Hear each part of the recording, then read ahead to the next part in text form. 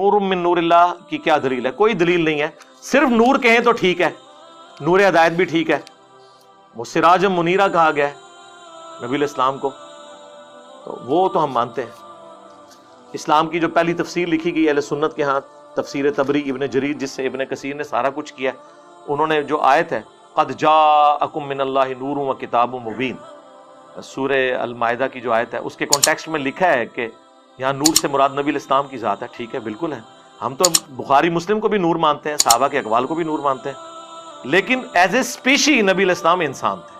مسند احمد میں ہے, دلائل النبوہ کے اندر بھی ہے, اور مشکات میں موجود ہے, بالکل صحیح حدیث ہے. نبی الاسلام نے فرمایا میں اللہ کے ہاں اس وقت بھی خاتم النبیین لکھا ہوا تھا جب آدم علیہ السلام ابھی مٹی اور پانی کے درمیان تھے.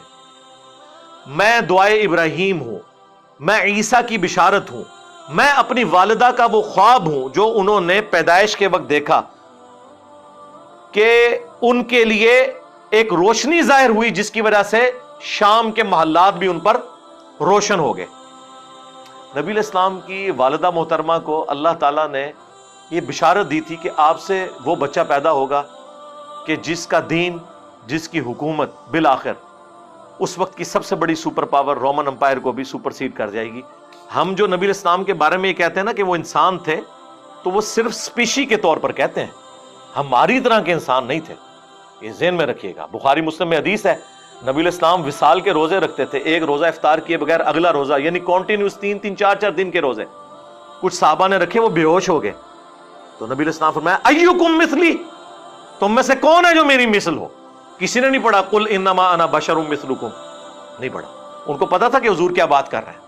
آپ نے فرمایا میں رات کے وقت اپنے رب کے حضور ہوتا ہوں, وہ مجھے کھلاتا بھی ہے پلاتا بھی ہے, میری مثل تو کوئی ہو نہیں سکتا. بخاری مسلم میں حدیث ہے نبی صلی اللہ علیہ وآلہ وسلم اپنی ان دو آنکھوں کے ساتھ پیٹھ کے پیچھے بھی دیکھ لیتے تھے. ہمیں تو 180 ڈگری سے زیادہ نظر نہیں آتا, وہ 360 ڈگری دیکھتے تھے. آپ کو پیچھے صحابہ کرام نظر آتے تھے نماز کی حالت میں, یہ آپ کا معجزہ تھا. ہماری آنکھیں تو نہیں دیکھ سکتی. بخاری مسلم میں حدیث ہے نبی الاسلام نے نماز کسوف پڑھائی, جو سورج گرہن کی نماز ہے, اس میں چند قدم آگے بڑھے, ہاتھ بلند کیا, پھر واپس کیا. صحابہ نے کہا آج آپ کو ایسا عمل کرتے ہوئے دیکھا جو پہلے نہیں دیکھا. تو آپ نے فرمایا مجھے اللہ تعالیٰ نے جنت دکھا دی, اور اس میں نے انگوروں کا ایک گوشہ دیکھا, میں نے ارادہ کیا تمہارے لیے توڑ لوں.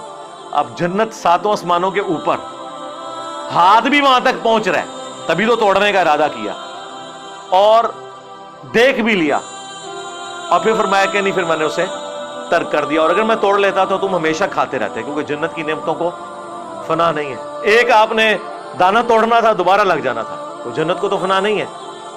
لیکن وہ پردہ جو بخاری مسلم میں حدیث ہے کہ جنت کی نعمتیں وہ ہیں جو نہ کسی آنکھ نے دیکھی, نہ کسی کان نے سنی, نہ کسی کے دل پر ان کا کبھی گمان بھی گزرا, تو وہ پردے میں رہی. اب نبی الاسلام کی نگاہ مبارک. پھر بخاری مسلم میں حدیث ہے نبی الاسلام کے پسینے سے خوشبو آتی تھی, حتیٰ کہ آپ کا پسینہ لوگ عطر کے طور پر استعمال کرتے تھے, اپنی خوشبو میں ملاتے تھے, اور نبی الاسلام اسے انڈورس کیا کرتے تھے کہ ہاں تم یوز کرو. صحیح بخاری اور مسلم میں حدیث موجود ہے نبی الاسلام کا جو وضو کا بچا ہوا پانی, جب صحابہ کرام آپ ایک بڑے تھال میں وضو کرتے تھے نا, تو وہ تھال ضائع نہیں کیا جاتا تھا. وہ حضرت بلال جب باہر لے کے آتے تھے تو صحابہ کرام اس میں سے اپنے جسم کے اوپر تبرکن ملتے تھے. ایک تو بخاری میں صلح حدیبیہ والی حدیث ہے نا, بڑی لمبی, اس میں تو حضور وضو کر رہے ہیں, وہاں تو ڈائریکٹ وہ اپنے چہرے پر اور برکات حاصل کر رہے ہیں. مسلم شریف میں حدیث ہے نبی الاسلام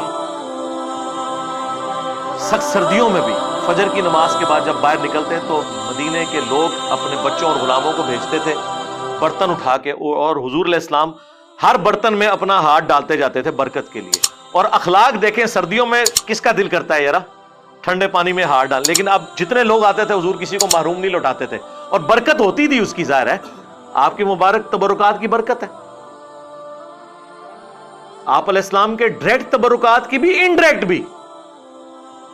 ڈائریکٹ تبرکات میں صحیح بخاری میں ایک تابعی کہتے ہیں کہ رسول اللہ کا ایک بال میرے پاس ہونا دنیا اور جو کچھ اس کے اندر ہے اس سے بڑھ کر مجھے محبوب ہے.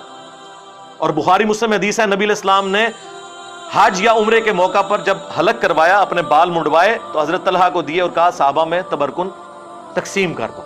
نبی علیہ السلام نے خود تقسیم کروائے اپنے بال مبارک. حتیٰ کہ صحیح بخاری میں آتا ہے ام سلمہ ہماری جو ماں ہے سلام اللہ علیہا، انہوں نے رسول اللہ کے چند بال ایک ڈبیا سے نکالے اور کہا کہ یہ نبی علیہ السلام کے بال ہیں، ہمارے محلے میں جب کوئی بیمار ہوتا ہے تو ہم اس کا دھون اسے دیتے ہیں، وہ برتن بھیج دیتا ہے، وہ شفا کے طور پر استعمال کرتے ہیں. یہ صحیح بخاری میں. صحیح مسلم میں اسما بنت ابی بکر نے رسول اللہ کا کرتا نکالا کالے کلر کا کسروانی تیالسی جبہ جس پہ گوٹ بھی لگی ہوئی تھی، اور کہا کہ یہ نبی علیہ السلام پہنتے تھے، اور یہ سیدہ عائشہ کے پاس تھا اور ان کی وفات کے وقت میں نے ان سے لے لیا، وہ بڑی بہن تھی ان کی، اور ہم اس کا دھون مریضوں کو شفا کے لیے پلاتے ہیں. اب یہ کرتا تو انڈائریکٹ تبرک ہے، چلے بال تو آپ کہہ سکتے ہیں جسم کا حصہ ہے، کرتا تو جسم کا حصہ نہیں ہے، لیکن اس میں بھی تبرک رہا. لیکن اس کی بنیاد پہ یہ آج کل کے بزرگ پیر حضرات اور کہتے ہیں یہ عبد القادر جیلانی کا بال ہے. یار حضرت ابو بکر عمر عثمان علی کے بال کدھر ہیں؟ انہوں نے تو تبرکن کوئی جاری نہیں کیا. اور یہاں 2014 کے دھرنے میں ڈاکٹر طلعت قادری صاحب اپنا پسینہ پونچھ کے ٹیشو پیپر تبرکن دے رہے تھے اور پلی یہاں سے لیتے ہیں. الیاس قادری صاحب کتنا عرصہ اپنے منہ سے نکلی ہوئی ہڈیاں اور یہ باقی چیزیں لوگوں کو تبرکن تقسیم کرتے ہیں اور پلی یہاں سے لیتے ہیں. پھر جب ہم یہ کہتے ہیں کہ تم لوگوں نے یعنی عزتیں رسول اللہ کے نام پر اویل کی ہیں، لیکن پھر ڈاکہ مارا ہے ان کی عزت کے اوپر کہ تم نے وہ سارے پروٹوکول اویل کیے ہیں. کیا خلفائے راشدین بھی یہی کچھ کرتے تھے نبی علیہ السلام کی احادیث کی بنیاد کے اوپر؟ انس بن مالک کہتے ہیں میں نے آج تک، بخاری مسلم کے الفاظ ہیں، کوئی ریشم اور دباچ ایسی نہیں چھوئی کہ جو رسول اللہ کے ہاتھ سے زیادہ نرم ہو. اور آپ علیہ السلام کے ہاتھ کی خوشبو ایسی تھی گویا کوئی عطردان جو ہے وہ اپنی وہ صندوق کھولے تو اس میں سے وہ ساری ہوا اور فضا بنتی ہے. نبی علیہ السلام کے مبارک ہاتھوں سے ایسی خوشبو آتی تھی. مطلب یہ نہیں کہ آپ کی زندگی کو پیروں والی تھی تو اس لیے ہاتھ نرم تھے اتنے، نہیں، آپ نے تو بڑی ٹف لائف گزاری ہے. صحیح بخاری میں آتا ہے نبی علیہ السلام نے بھیڑ بکریاں بچپن میں چرائی ہیں.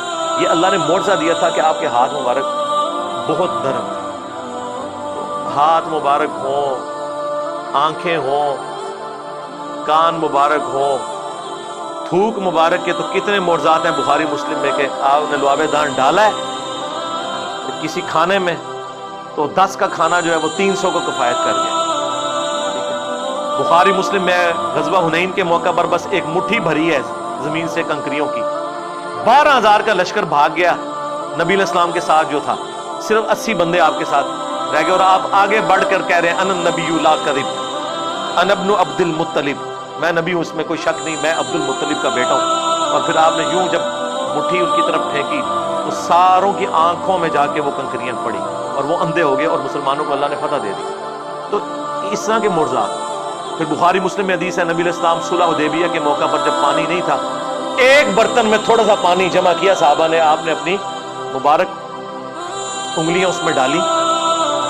صحابہ کہتے ہیں پانی کے چشمے جاری ہوئے. جابر بن عبداللہ سے وہ تابعی پوچھتے ہیں آپ لوگ کتنے تھے؟ انہوں نے کہا ہم 1500 تھے. 1,00,000 بھی ہوتے تو پانی زیادہ تھا. 1500 نے پانی پیا، سٹور کیا، جانوروں کو پلایا. تب بھی وہ ایک کولے میں جو نبی علیہ السلام نے مبارک ہاتھ رکھا تھا نا، وہ پانی ختم نہیں ہو رہا تھا. وہ پتہ نہیں اللہ نے کیا اس کے ساتھ چین جوڑ دی.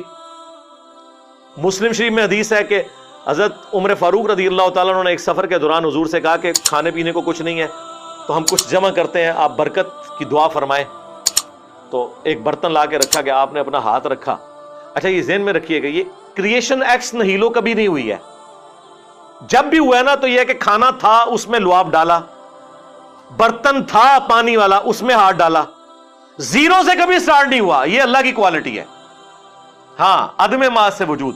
چیزوں میں برکت وہ اللہ تعالیٰ مخلوق کے ذریعے کرواتا ہے. لیکن یہ ساری عقیدتیں نبی علیہ السلام کے ساتھ صحابہ کرام کی اس وقت تک تھیں جب تک نبی علیہ السلام دنیا میں تشریف فرما تھے. بخاری مسلم میں ہے کہ بارش نہیں ہو رہی، آ کے دعا کروائی ہے، بارش ہو گئی ہے. بخاری مسلم میں ہے کہ حضرت ابو ہریرہ یاداشت کا مسئلہ تھا، دعا کے لیے کہا، حضور نے یوں کر کے ان کی چادر میں ڈالا. اس کے بعد کہتے ہیں میں کوئی حدیث نہیں بھولا جب سے میں نے سینے لگائی.